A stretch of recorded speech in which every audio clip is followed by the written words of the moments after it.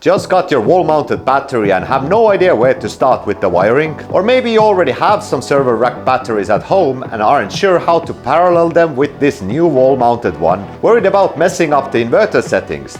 Don't worry, we've got you covered. Today we'll walk you through the entire system setup step by step from scratch, from battery parallel wiring, to inverter connection, to inverter configuration, and to mobile app setup. Even if you're a complete beginner, you can easily follow along and finish setting up the whole system. But before we jump in, there's one thing you really shouldn't skip. Make sure each battery is fully charged before connecting them in parallel.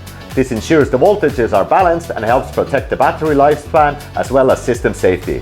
Alright, with that out of the way, let's get into it. Part 1. Battery parallel wiring. Step 1. Positive and negative parallel connection. Positive to positive, negative to negative. Use the red cable to connect the positive terminals of the two batteries and secure the terminals with M8 hex nuts. Then use the black cable to connect the negative terminals of the two batteries, again tightening everything with M8 hex nuts.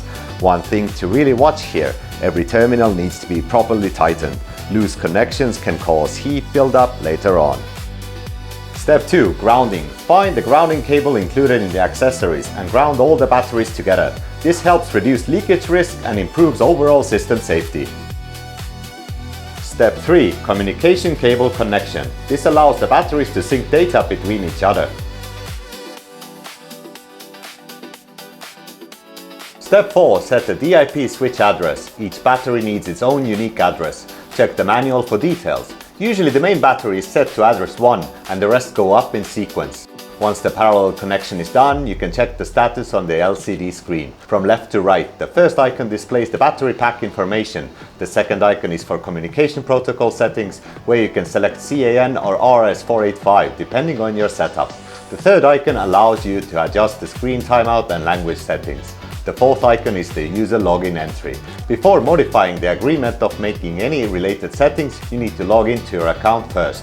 The password is usually 111111. Part 2. Battery to inverter connection. Step 1. Connect the inverter power cables. Open the bottom cover of the inverter and you'll see the battery terminals and communication ports. Then connect battery positive to inverter positive and battery negative to inverter negative. Step 2. Connect the communication cable. Plug the battery RS485 port into the inverter RS485 port.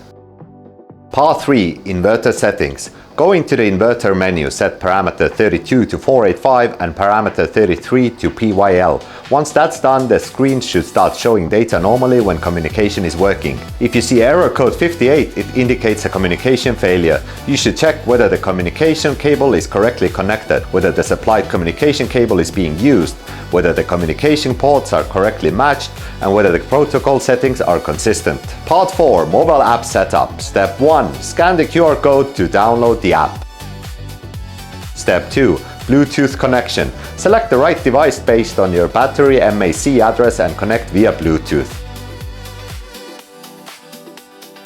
Step 3. Wi-Fi connection. Enter your home Wi-Fi name and password so the system can go online. Once it's connected, you'll be able to monitor and manage your battery system remotely. Through the app, you can check real-time data for both the overall battery pack and individual cells.